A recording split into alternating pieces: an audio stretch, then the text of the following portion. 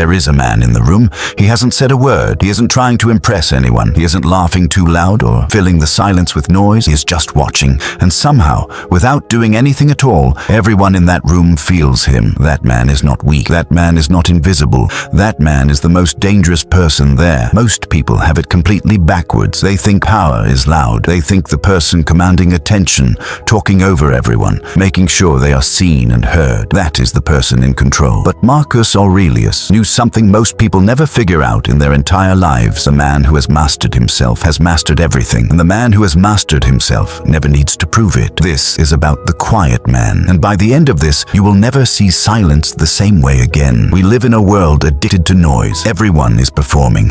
Everyone is branding, explaining, defending, reacting. Scroll through any room, any conversation, any group of people trying to establish themselves, and you will see the same pattern. The loudest voice is usually the most insecure one. People talk to fill the space fear leaves behind. They argue to hide that they are afraid of being wrong. They brag because deep down, they are not sure they are enough. Noise is almost always a symptom of something unresolved, but the quiet man carries nothing unresolved. He has already had the hardest conversation, the one with himself. Marcus Aurelius was the most powerful man on earth. He commanded the Roman Empire. He had armies, wealth, authority that most humans cannot even imagine. And yet, he spent years writing privately to himself. Not speeches, not declarations, not proclamations for the world to admire. Just honest, brutal, private conversations with his own mind. He was not performing wisdom. He was practicing it. And that distinction is everything. Because here is the truth most people are not ready to hear. Quiet people do not become dangerous by accident. They become dangerous through a process. A long, painful, invisible process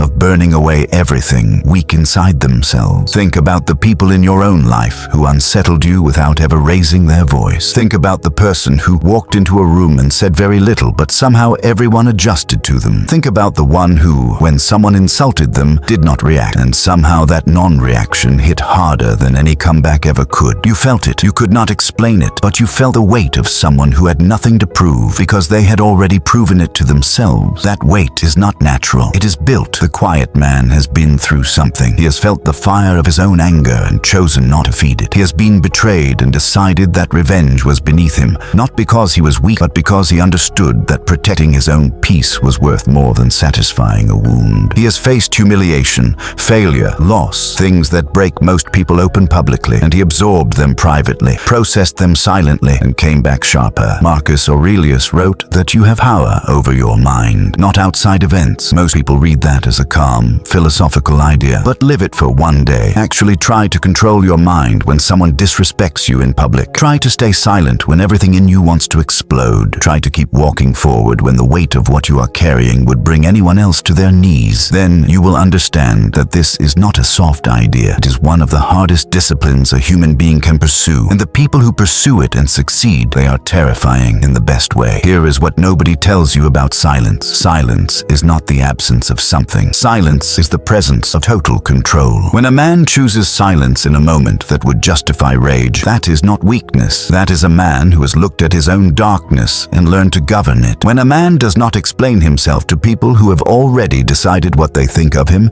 that is not defeat. That is a man who understands that some battles are simply not worth entering. There is a kind of person who talks about everything they are going to do, and there is another kind who just does it. The first kind needs the talking, the validation, the reaction. They need you to see them building. But the second kind, they need nothing from you. And a person who needs nothing from you has an invisible kind of power over you that you cannot name but cannot deny. Jealousy always targets the quiet ones, eventually, because quiet strength makes people uncomfortable in ways they cannot process. When someone is loud and showy, you can dismiss them. You can write them off as insecure, as attention-seeking, as hollow. But the quiet one, you cannot dismiss. You cannot tell yourself you are better than someone who is clearly not competing with you. You cannot diminish someone who is not asking for your opinion of them. So jealousy turns into obsession. Gossip attempts to provoke a reaction.